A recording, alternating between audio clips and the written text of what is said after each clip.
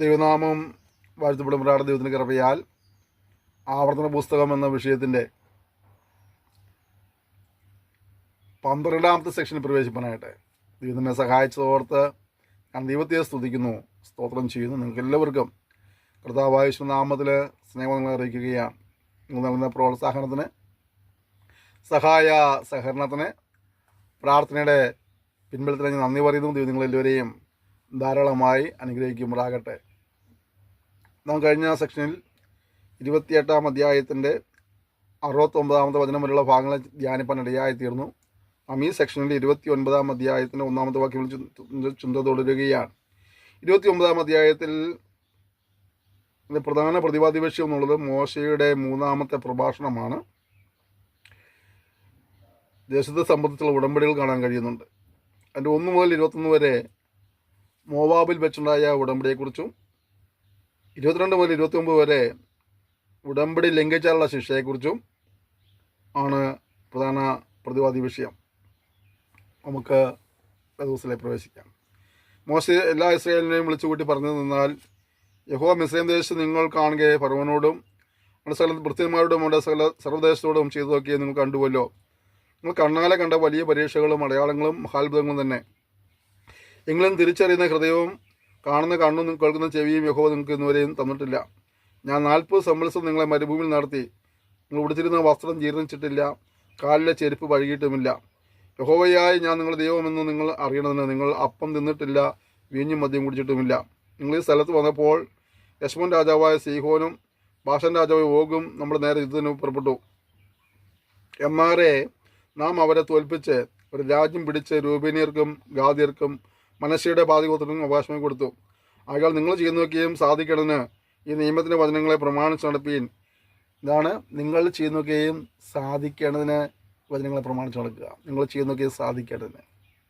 അപ്പോൾ ഇതിൻ്റെ വഴി യഹോവയുടെ മേൽ ഭരമേൽപ്പിച്ചു കൊടുക്കുക വായിക്കുന്നുണ്ട്. നാം ഒരു കാര്യം പ്രവർത്തിക്കുന്നതിന് മുമ്പായിട്ട് നാം ദൈവത്തോട് അനുസരണമുള്ളവരായിരിക്കുക എന്നുള്ളതാണ് നമ്മുടെ ഉത്തരവാദിത്വം. നിങ്ങളുടെ ഗോത്രതലവന്മാരും മൂപ്പന്മാരും പ്രമാണികളും ഇസ്രായേൽ പുരുഷന്മാരും ഒക്കെ തന്നെ നിങ്ങളുടെ കുഞ്ഞുങ്ങൾ, ഭാര്യമാർ നിങ്ങളുടെ പാളയത്തിൽ വിറക് കീറുകയും വെള്ളം കോരുകയും ചെയ്ത പ്രദേശം എന്നിങ്ങനെ എല്ലാവരും ദൈവമായ യഹോവ പോലെയും അബ്രഹാം, ഇസ്ഹാക്ക്, യാക്കോബ് എന്ന നിന്റെ പിതാക്കന്മാർ സത്യം ചെയ്ത പോലെയും ഇന്ന് നിന്നെ തനിക്ക് ജനമാക്കേണ്ടതിനും താൻ നിനക്ക് ദൈവമായിരിക്കണതിനും ദൈവമായ യഹോവ ഇന്ന് നിന്നോട് ചെയ്യുന്ന നിയമത്തിലും സത്യബന്ധത്തിലും പ്രവേശിപ്പാൻ അവൻ്റെ സന്നിധിയിൽ നിൽക്കുന്നു. ഞാൻ ഈ നിയമവും സത്യബന്ധവും ചെയ്യുന്നത് നിങ്ങളോട് മാത്രമല്ല, ഇന്ന് നമ്മുടെ കൂടെ നമ്മുടെ ദൈവമായ യഹോവയുടെ സന്നിധിയിൽ നിൽക്കുന്നവരോടും ഇന്ന് ഇവിടെ നമ്മുടെ കൂടെ ഇല്ലാത്തവരോടും തന്നെ. ഞാൻ മിസ്രയീം ദേശത്ത് എങ്ങനെ പാർത്തു എന്നും നിങ്ങൾ കടന്നു പോകുന്ന ജാതികളുടെ നടുവിൽ കൂടി എങ്ങനെ കടന്നു എന്നും നിങ്ങൾ അറിയുന്നുവല്ലോ. അവരുടെ മ്ലേച്ഛതകളും അവരുടെ ഇടയിൽ മരവും കല്ലും വെള്ളിയും പൊന്നും കൊണ്ടുള്ള വിഗ്രഹങ്ങളും നിങ്ങൾ കണ്ടിട്ടുണ്ട്. ആ ജാതികളുടെ ദേവന്മാരെ ചെന്ന് സേവിക്കേണ്ടതിന് ഇന്ന് നമ്മുടെ ദൈവമായ യഹോവയെ വിട്ടുമാറാൻ മനസ്സുള്ള യാതൊരു പുരുഷനും സ്ത്രീയും യാതൊരു കുലവും ഗോത്രവും നിങ്ങൾ ഉണ്ടാക്കരുത്. നഞ്ചും കയ്പുള്ള ഫലം കായ്ക്കുന്ന യാതൊരു പേരും അരുത്. അങ്ങനെയുള്ള അവൻ ഈ ശാപവചനങ്ങൾ കേൾക്കുമ്പോൾ വരേണ്ടതും നനവുള്ളതും ഒരുപോലെ നശിക്കേണ്ടതിന് ഞാൻ ഹൃദയത്തിന് കഠിനപ്രകാരം നടന്നാലും എനിക്ക് സുഖമുണ്ടാകുമെന്ന് പറഞ്ഞ് തന്റെ ഹൃദയത്തിൽ തന്നെ താൻ അനുഗ്രഹിക്കും. അവനോട് ക്ഷമിപ്പാൻ യഹോവയ്ക്ക് മനസ്സ് വരാതെ യഹോവയുടെ കോപവും തീക്ഷ്ണതയും ആ മനുഷ്യൻ നേരെ ജ്വലിക്കും. ഈ പുസ്തകത്തിൽ എഴുതിയിരിക്കുന്ന ശാപമൊക്കെ അവൻ്റെ മേൽ വരും. യഹോവ ആകാശം എഴുതുന്ന അവൻ്റെ നാമം വായിച്ചു കളയും. ഇവിടെ എന്താ പറയുന്നത്? ഇതെല്ലാം കേട്ടിട്ട് അനുസരിക്കാതെ പോകുന്ന ആളുകളുണ്ട്, ഇതിനെ നിഷേധിക്കുന്നവരുണ്ട്. അവൻ ഇതൊന്നും സംഭവിക്കണമെന്ന് പറയുമ്പോൾ ദൈവം പറയാം, അവൻ ദൈവത്തിൻ്റെ കോപം അവൻ്റെ മേൽ ഇരുന്നിട്ട് അവനെ നശിപ്പിക്കാനായിട്ട് യായിത്തീരും. അപ്പോൾ വചനത്തോട് മറുതലിക്കരുത് എന്ന് നമ്മൾ മനസ്സിലാക്കുക.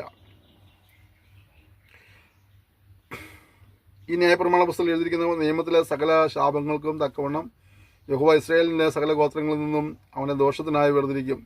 നിങ്ങളുടെ ശേഷം ഉണ്ടാകുന്ന തലമുറയായ നിങ്ങളുടെ മക്കളും ദൂരദേശത്ത് നിന്ന് വരുന്ന അന്യനും ദേശത്തിലെ ബാധകളും യഹോവ അവിടെ വരുത്തിയ രോഗങ്ങളും യഹോവയുടെ കോപത്തിലും ക്രോധത്തിലും സോദോം, ഗൊമോറ, അദ്മറ, സെബോയിം എന്നീ പട്ടണങ്ങളെ മറിച്ചു കളഞ്ഞതുപോലെ വിതയും വെളവുമില്ലാതെയും പുല്ലുപോലും മുളയ്ക്കാതെയും ഗന്ധവും ഉപ്പും കത്തിയിരിക്കുന്ന ദേശമൊക്കെയും കാണുമ്പോൾ യഹോവ ദേശത്തോട് ഇങ്ങനെ ചെയ്ത് എന്ത്? ഈ മഹാക്രോധത്തിൻ്റെ കാരണം എന്തെന്ന് സകല ജാതികളും ചോദിക്കും. ഉണ്ടെന്ന മറുപടി നിന്നാൽ അവരുടെ പിതാക്കന്മാരുടെ ദൈവമായ യഹോവ അവരെ മിസ്രയീം ദേശത്ത് നിന്ന് പുറപ്പെടുവിച്ചപ്പോൾ അവരുടെ ചെയ്തിരുന്ന നിയമം അവർ ഉപേക്ഷിച്ചു. തങ്ങൾ അറിയുകയോ തങ്ങൾക്ക് നിയമിച്ചു കിട്ടുകയോ ചെയ്തിട്ടില്ലാത്ത അന്യദൈവങ്ങളെ അവർ ചെന്ന് സേവിക്കുകയും നമസ്കരിക്കുകയും ചെയ്തു. അതുകൊണ്ട് ഈ പുസ്തകത്തിൽ എഴുതിയിരിക്കുന്നതായ ശാപമൊക്കെയും ഈ ദേശത്തിന്മേൽ വരുത്തുവാൻ തക്കവണ്ണം യഹോവയുടെ കോപം അവിടെ നേരെ ജ്വലിച്ചു. യഹോവ കോപത്തോടും ക്രോധത്തോടും വലിയ വെറുപ്പോടും കൂടെ ഒരു ദേശത്ത് നിന്ന് പറിച്ചു കളയും. ഇന്നുള്ളതുപോലെ അവരെ മറ്റൊരു ദേശത്തെ തള്ളിവിടുകയും ചെയ്തു. മറഞ്ഞിരിക്കുന്ന കാര്യങ്ങൾ നമ്മുടെ ദൈവമായ യഹോവയ്ക്കുള്ളതത്രേ. വെളിപ്പെട്ടിരിക്കുന്നവയോ നാം ഈ ന്യായപ്രമാണ സകലവചനങ്ങളും അനുസരിച്ച് നടക്കേണ്ടതിന് എന്നൊക്കെ നമുക്ക് നമ്മുടെ മക്കൾക്കും ഉളവയാകുന്നു. അപ്പോൾ അറിയാത്ത കുറേ കാര്യങ്ങളെ അന്വേഷിച്ച് പോകുന്നതിനേക്കാൾ മനസ്സിലാക്കിയ കാര്യങ്ങളെ അനുസരിക്കാൻ നമ്മുടെ ഉത്തരവാദിത്വം. നമ്മൾ 30-ാം അധ്യായത്തിലേക്ക് പ്രവേശിക്കുകയാണ്. 30-ാം അധ്യായത്തിൻ്റെ പ്രധാന പ്രതിവിഷയം എന്നത് ഉടമ്പടിയിലേക്ക് മടങ്ങി വരുന്നതിനുള്ള പുനഃസ്ഥാപന വിവരണങ്ങളാണ്. ഉടമ്പടി ലംഘിച്ചു പോയി ശാപഗ്രസ്തരായി തീരാതെ ഉടമ്പടിയിലേക്ക് മടങ്ങി വരിക എന്നുള്ളതാണ്. ഞാൻ നിൻ്റെ മുമ്പിൽ വെച്ചിരിക്കുന്ന അനുഗ്രഹവും ശാപവും ഈ വചനങ്ങളൊക്കെ നിൻ്റെ മേൽ നിവൃത്തിയായി വന്നിട്ട് നിൻ്റെ ദൈവമായ യഹോവ നിന്നെ തള്ളിക്കളഞ്ഞിട്ടുള്ള അതത് ജാതികളുടെ ഇടയിൽ വെച്ച് നീ അവയെ നിൻ്റെ ഹൃദയത്തിൽ ഓർത്ത് ദൈവമായ യഹോവയുടെ അടുക്കിലേക്ക് തിരിഞ്ഞു നീയും നിൻ്റെ മക്കളും പൂർണ്ണ ഹൃദയത്തോടും പൂർണ്ണ മനസ്സോടും കൂടെ ഞാൻ ഇന്ന് നിന്നോട് ആജ്ഞാപിക്കുന്നത് പോലെ ഒക്കെയും അവൻ്റെ വാക്ക് കേട്ട് അനുസരിച്ചാൽ നിൻ്റെ ദൈവമായ യഹോവ നിൻ്റെ സ്ഥിതി മാറ്റുകയും നിന്നോട് മനസ്സലിച്ച് നിന്നെങ്കിലേക്ക് തിരികുകയും ദൈവമായ യഹോവ നിന്നെ ചെറിയ സർജാതികളിൽ നിന്ന് നിന്നെ കൂട്ടിച്ചേർക്കുകയും ചെയ്യും. അപ്പോൾ ദൈവം നമ്മെ സ്ഥിതി മാറ്റുന്ന ദൈവമാണ്. സ്ഥിതി മാറ്റണമെന്ന് ചെയ്യണം. ദൈവം നമ്മോട് പറഞ്ഞ കൽപ്പനകൾ നമ്മൾ അനുസരിക്കുവാനായി തീരണം. സ്ഥിതി മാറ്റുന്ന ദൈവത്തെക്കുറിച്ച് ഒരുപാട് പേർ പ്രസംഗിക്കാറുണ്ട്. പക്ഷെ എങ്ങനെയാണ് സ്ഥിതി മാറുന്നതെന്ന് പലരും പറഞ്ഞു തരാറില്ല. സ്ഥിതി മാറുവാനുള്ള ഏക വഴി എന്താണ്? കർത്താവായ ദൈവത്തിൻ്റെ വചനങ്ങളെ അനുസരിക്കുക എന്നുള്ളതാണ്.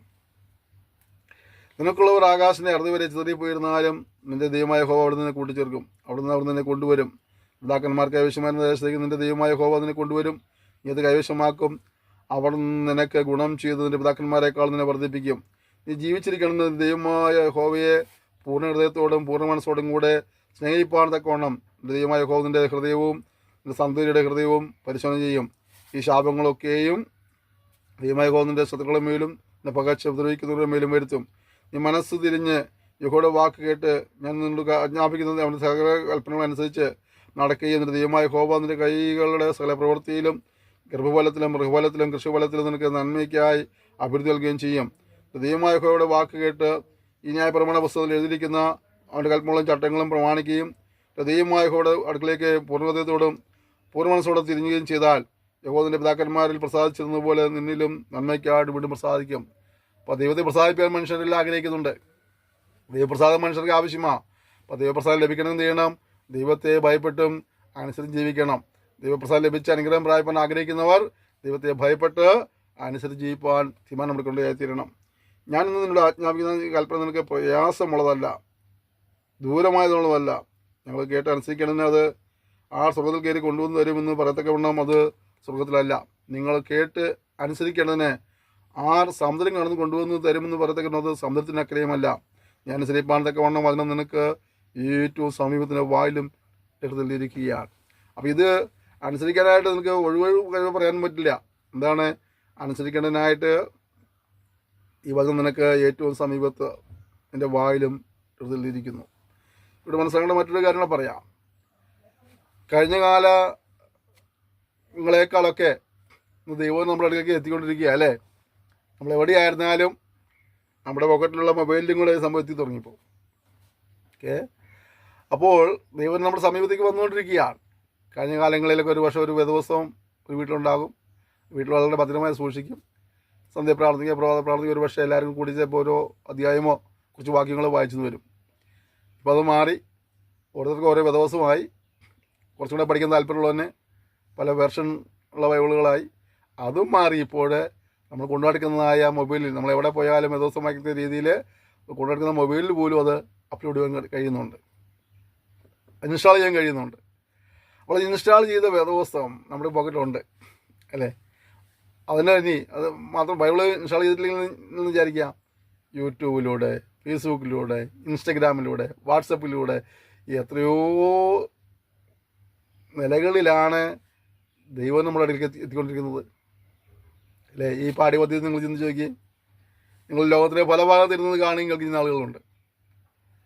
ഗൾഫിലിരുന്ന് കാണുന്നവരുണ്ട്, അമേരിക്കൻ പ്രദേശങ്ങളിലിരുന്ന് കാണുന്നവരുണ്ട്, അതുപോലെ മറ്റ് രാജ്യങ്ങളൊക്കെ ഇരുന്ന് കാണുകയും കേൾക്കുന്ന ആളുകളുണ്ട്.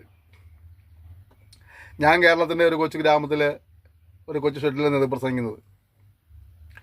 അപ്പോൾ നിങ്ങളുടെ അടുത്തേക്ക് എത്തിക്കൊണ്ടിരിക്കുക വചനം. വരുന്നതിൻ്റെ സമീപത്ത് വന്നുകൊണ്ടിരിക്കുക. ഇത് എന്തിനാ ദൈവം ഈ കാലഘട്ടങ്ങളിൽ ഇത്രമാത്രം പുരോഗതിക്കുണ്ടായി? ആ പുരോഗതി ഉപയോഗിച്ചുകൊണ്ട് ദൈവദാസിദാസന്മാർ രാവും പകലും ഇടപെടില്ലാതെ ഈ ദൈവത്തിന് ഇങ്ങനെ പ്രസംഗിച്ചുകൊണ്ടിരിക്കുന്നത് എന്താറിയോ? നിൻ്റെ അടുക്കലേക്ക് എത്തിച്ചുകൊണ്ടിരിക്കുക. അത് എന്തിനാ? നീ അത് വായിച്ച് കേട്ട് മനസ്സിലാക്കി അനുഗ്രഹം പ്രാപിക്കാനായിട്ട്. അപ്പം തിരസ്കരിക്കരുത്, തള്ളിക്കളയരുത്. ഇത് നിൻ്റെ അനുഗ്രഹത്തിന് വേണ്ടി ഞാൻ മനസ്സിലാക്കി ഇത് ഹൃദയം സൂക്ഷിപ്പനിടയായി തീരണം. ഇതാ ഞാൻ ഇന്ന് ജീവനും ഗുണവും മരണവും ദോഷവും ഒന്നിനു മുമ്പിൽ വെച്ചിരിക്കുന്നു. കണ്ടോ ദൈവമക്കളെ, ഈ വചനം വായിക്കുമ്പോൾ മനസ്സിലാക്കേണ്ട കാര്യം ഇത് ജീവനുണ്ട്, ഇതിനകത്ത് ഗുണവുമുണ്ട്, അതുപോലെ തന്നെ മരണമുണ്ട്, ദോഷമുണ്ട്, അനുഗ്രഹമുണ്ട്, ശാപവുമുണ്ട്. നമ്മൾ എന്ത് ചെയ്യണം? ഏതാ തിരഞ്ഞെടുക്കേണ്ടത്? ആണ് വചനങ്ങളെ അനുസരിക്കുമ്പോൾ നാം അനുഗ്രഹം പ്രാപിക്കുന്നു.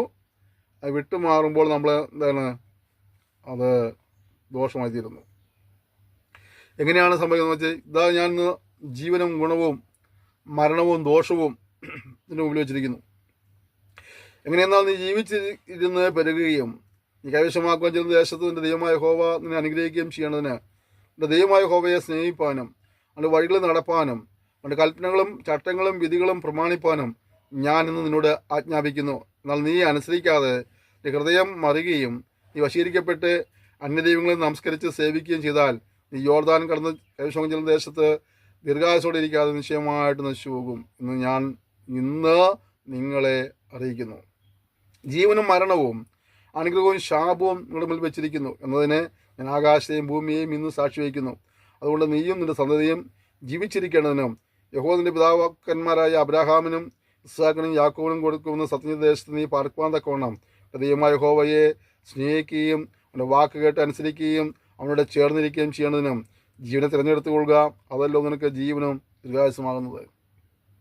അനുഗ്രഹവും ശാപവും ജീവനും മരണവും ഗുണവും ദോഷവും എല്ലാം ദൈവാത്മാവ് ഈ ഭാഗത്ത് വെച്ചിരിക്കുക.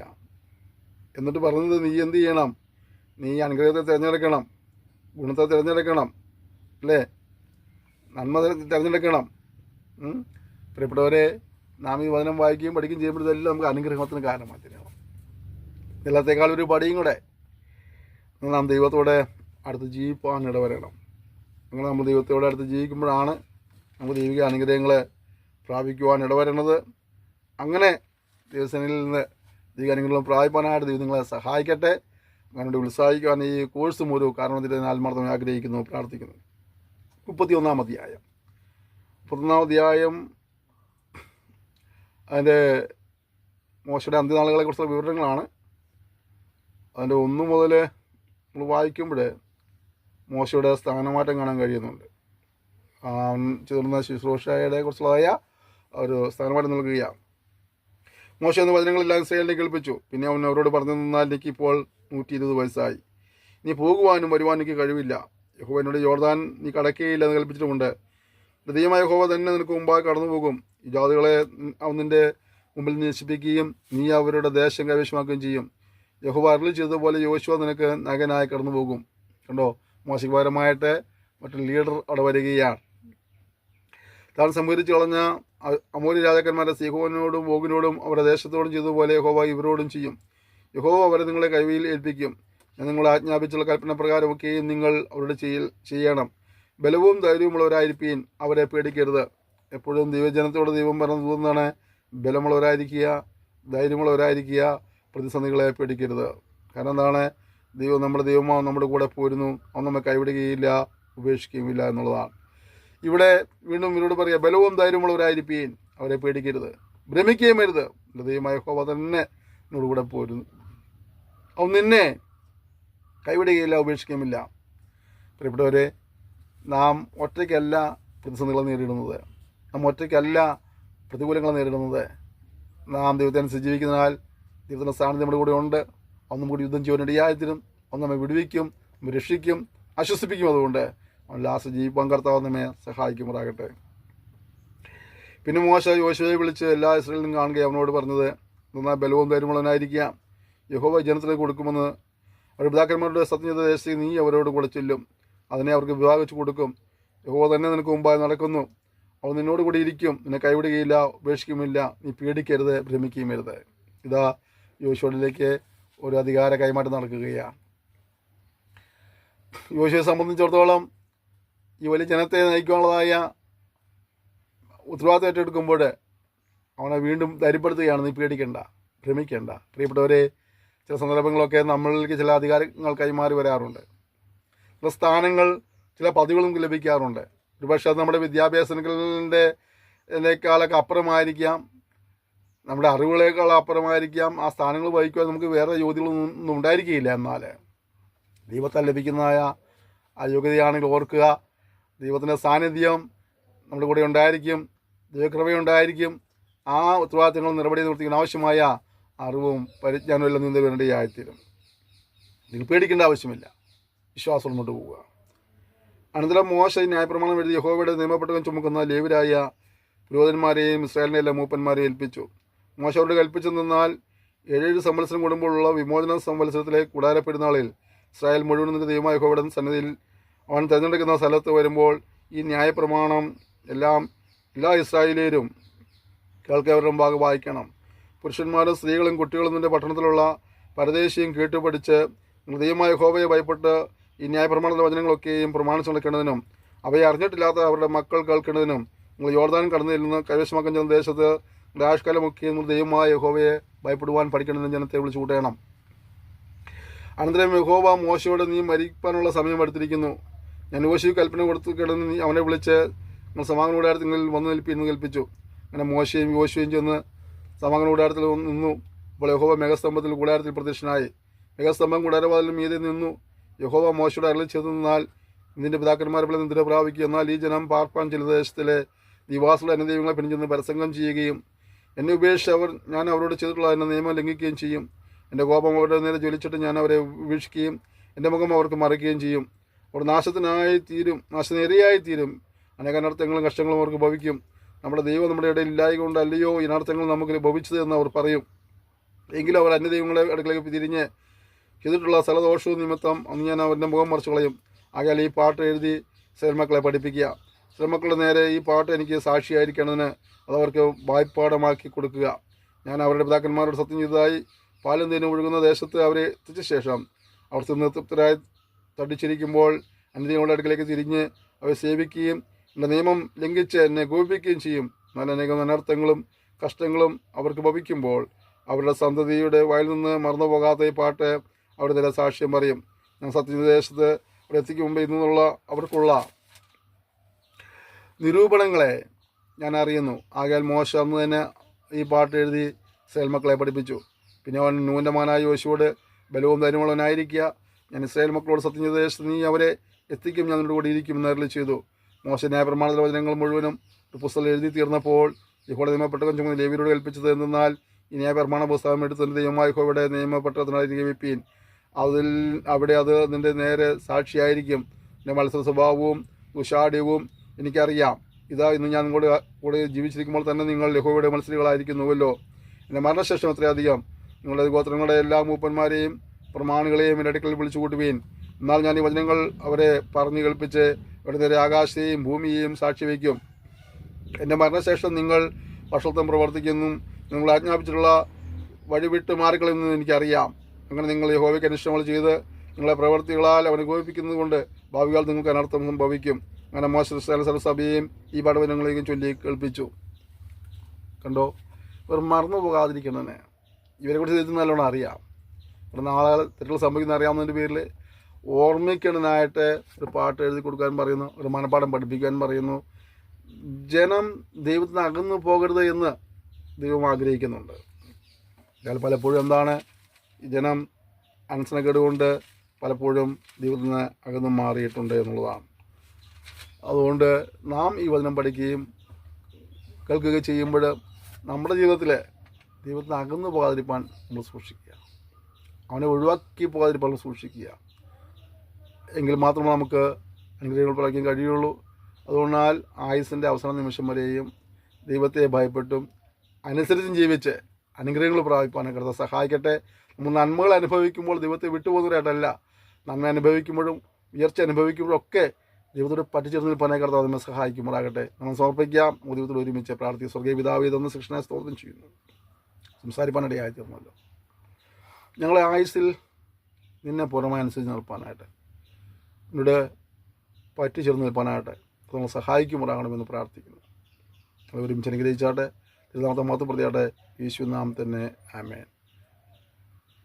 ഈ സെക്ഷനിൽ നിങ്ങൾ സംബന്ധിച്ച നന്ദി പറയുന്നത് നിങ്ങൾ അനുഗ്രഹിക്കട്ടെ. ഒരു താമസം അടുത്ത സെക്ഷനിൽ വീണ്ടും കാണാം. അതിന് കർത്താവിനെ സൂക്ഷിക്കേണ്ട പരസ്പരം ഓർത്ത് പ്രാർത്ഥിക്കാം. എല്ലാ സഹകരണത്തിനും നന്ദി പറയുന്നു. Thank you. May God bless you.